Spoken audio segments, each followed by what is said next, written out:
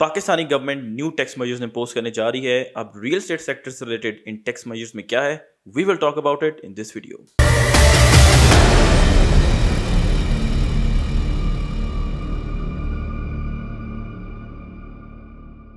Welcome to another production of property Gupshup. 170 billion Pakistani rupees के नए tax measures जो हैं वो गवर्नमेंट ऑफ पाकिस्तान इम्पोज करने जा रही है पाकिस्तानी इकोनॉमी पे। ओरिजिनली फ्राइडे या सैटरडे को उस पर वोटिंग होनी थी पार्लियामेंट में, but for some reason postpone होगी कि मंडे को आज जो है वो दोबारा उस पर वोटिंग होगी। एंड ऑब्वियसली वी एक्सपेक्ट के the given the nature of the parliament वो पास थ्रू हो जाएगी पार्लियामेंट से बड़े आराम से और इम्पोज हो जाएंगे वो टैक्स मेजर्स। इससे पहले कि वो टैक्स मेजर्स इम्पोज हों, जो प्राइजेज़ हैं वो ऑलरेडी जो है वो इंक्रीज़ हो गई हैं। जो भी टैक्स मेजर्स मेंशन थे, ज़ाहिर है हमने प्रॉफिटिंग तो करनी है इससे पहले कि टैक्स मेजर्स इंक्रीज़ हो, जिसका जहाँ दांव लगता है हम कोशिश करते हैं कि हम पैसे बनाएं। ठीक है। अब रियल एस्टेट सेक्टर से रिलेटेड हम पर्टिकुलरली बात करते हैं जी। इस वीडियो में हमने एक वीडियो बनाई जिसमें मैं आपको बताया कि रियल एस्टेट सेक्टर पे टैक्सेस का जो बर्डन है वो शायद दोबारा इंक्रीज़ हो जाए इस मिनी बजट के अंडर। ठीक है जी, एक उस वक्त कंसिडरेशन में था proposal, but for some reason वो नहीं हुआ। और अब जो मिनी बजट की कॉम्पोजिशन हमारे सामने आई है, जो टैक्स मेजर्स हैं उसमें रियल एस्टेट सेक्टर से रिलेटेड कोई भी चीज़ नहीं है। ठीक है, I would like to comment on that. अब देखें, I am also related to this sector, मेरा ब्रेड एंड बटर भी इसी सेक्टर से चलता है। बट बात यह है कि आपको इस सेक्टर के ऊपर टैक्सेस इंक्रीज़ करने चाहिए। अब जो हमारे कम्युनिटी में 7 कोलीग्स हैं वो जो काम करते हैं हमारे, obviously nobody would like it. जिनके पास ढेर सारी प्रॉपर्टीज़ हैं वो भी नहीं पसंद करेंगे इस बात को। लेकिन यहाँ पे बात हो रही है नेशनल इंटरेस्ट में। ठीक है, अभी मैं आपको ये बात यहाँ पे बताता चलूँ कि पाकिस्तानी जो रियल एस्टेट सेक्टर है उस पर कितने टैक्सेस जो हैं उस वक्त लगे हुए हैं, उनकी परसेंटेजेस भी हम यहाँ पे क्विकली डिस्कस करते हैं। इसमें कोई शक नहीं है कि शक नहीं है कि गुज़श्ता 14 से 15 महीनों में हम देखते हैं कि पाकिस्तानी रियल एस्टेट सेक्टर पे टैक्सेस का बर्डन जो है वो इंक्रीज़ हुआ है। सबसे पहले अर्ली लास्ट ईयर अराउंड फरवरी मार्च, जो डीसी रेट हैं, एफबीआर रेट्स हैं, जिनके ऊपर ऑफिशियल वैल्यूएशन होती है प्रॉपर्टी की और उसके मुताबिक आप टैक्स अदा करते हैं, वो बढ़ गया।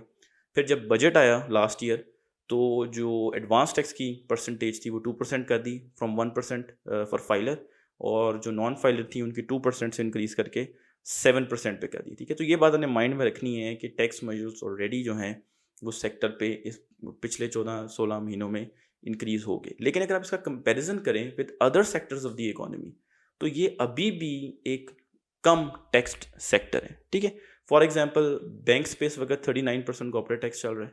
ठीक है, जो बाकी कॉर्पोरेशन हैं वो 29% अपनी कॉर्पोरेट जो उनका इनकम होती है उसके ऊपर जो है वो अदा करते हैं। ठीक है, जो कैपिटल गेंस टैक्स है स्टॉक एक्सचेंज के ऊपर वो भी 12-13% जो है उस वक्त चल रहा है। ठीक है, अब हम ये कहते हैं कि रियल एस्टेट सेक्टर जो है उस पर टैक्स कम करें। और क्यों कम करें?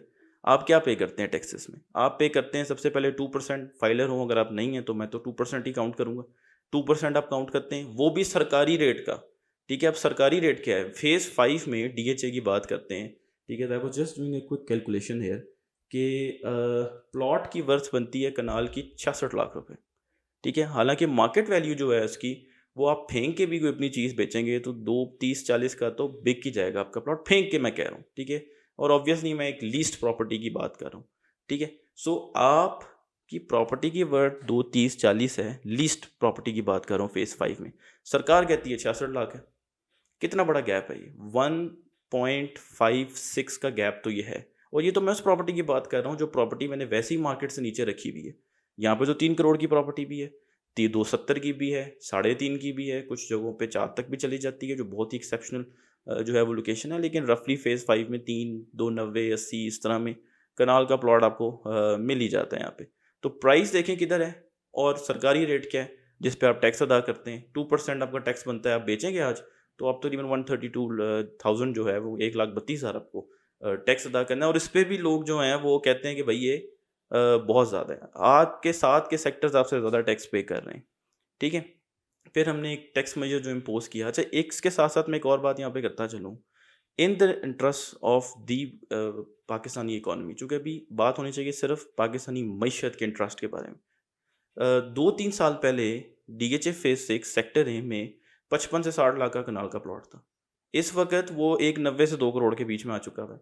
अब ये मल्टीपल टाइम्स इंक्रीज हुए हैं प्राइजेस पिछले 2-2.5 साल में। आप इसमें से 10% नहीं टैक्स देना चाहते for the interest of the national economy? One time tax लगा दें कि सिर्फ इस साल के लिए, चूंकि हमारा बजट शॉर्टफॉल है, हम बाकी चीज़ों को प्रोटेक्ट करते हैं, हम जिन्होंने ज़्यादा पैसे कमाए हैं उन पे टैक्स लगाते हैं। अभी IMF की चीफ ने संडे को गालबन यस्टरडे बयान दिया, I was reading it in the newspaper, कि पाकिस्तान को चाहिए कि वो जो लोग पैसे कमाते हैं, जो प्राइवेट सेक्टर में या पब्लिक सेक्टर में हैं, उनसे टैक्स लिया जाए, वो इकोनॉमी में कंट्रीब्यूट करें, रादर देन कि हम गरीब लोगों के ऊपर टैक्सेस लगा दें। ऑलरेडी पाकिस्तान में फ्लड है। उन्होंने बड़ा मज़े का सेंटेंस बोला, that my heart goes out to the people of Pakistan. उनके तो हैं कंसर्न हमारे लिए, ठीक है, हम ये समझते हैं कि वो हमारे ख़िलाफ़ हैं, हम बड़े अच्छे हैं, वो हमारे ख़िलाफ़ हैं, ठीक है, बट हमारे कोई कोई एहसास नहीं है, हमारी जो लीडरशिप है या हमारे अमीर लोग हैं, उन्हें कोई एहसास नहीं है फॉर द पूर ऑफ पाकिस्तान, ठीक है।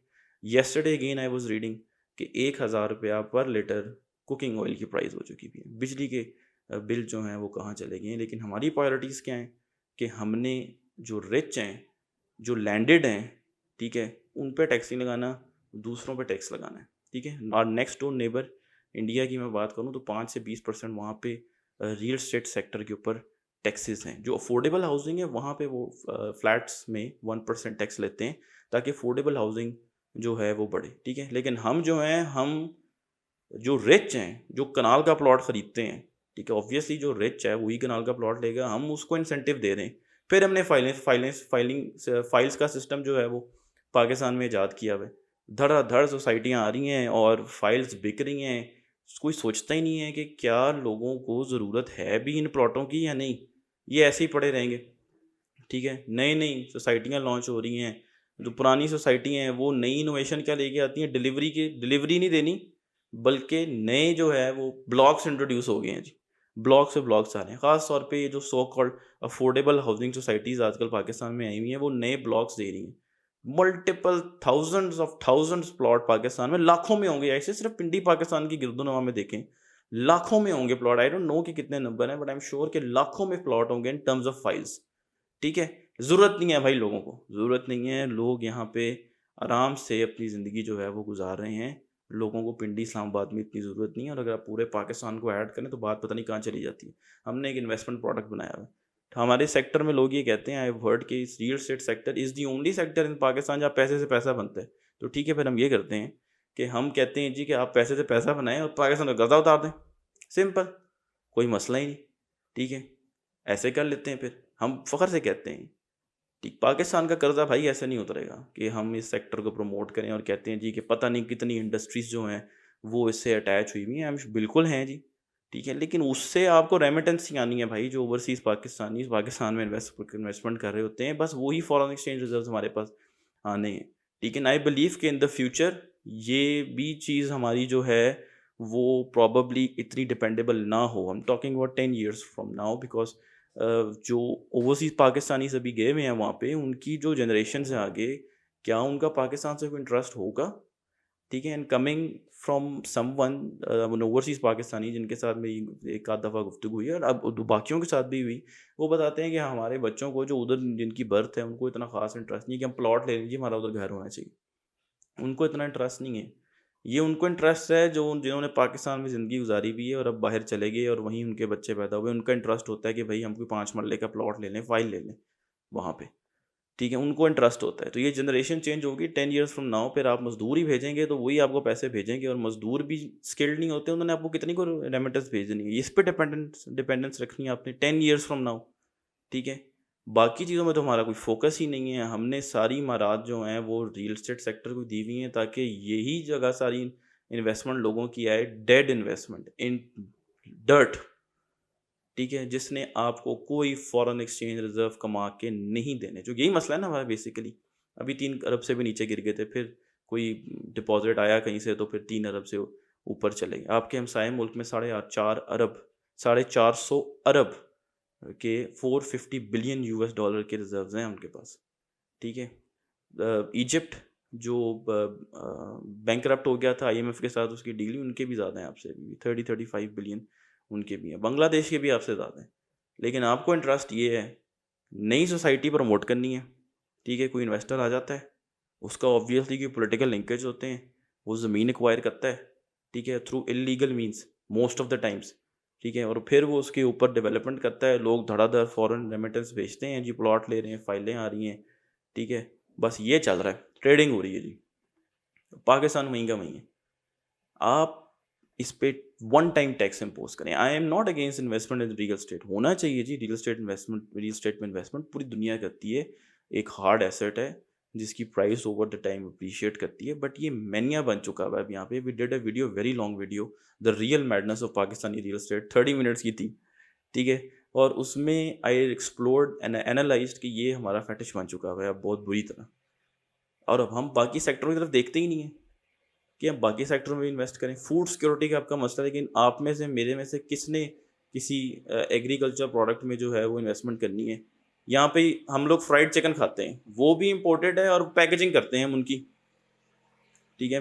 मेरे जो फैमिली में कोई काम करते थे एक इंटरनेशनल फूड चेन में, तो हम उधर ही बैठे हुए थे बाय द वे।